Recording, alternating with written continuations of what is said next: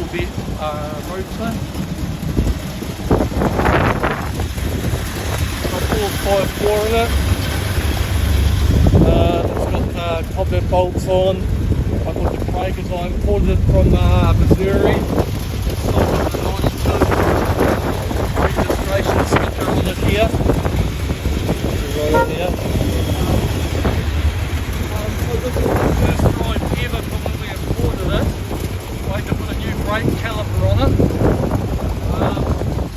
Recently I got it reconditioned here in New Zealand for $400. But I imported one from the States for $220. So this is the first drive, it's going great. And you jump in when I was taking you out to your car.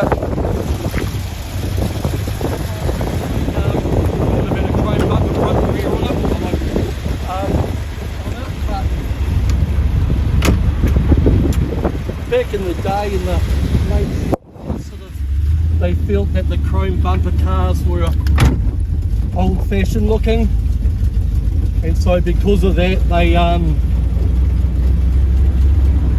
lot of them took the chrome front bumpers off and the rear bumpers, and they put their 80 or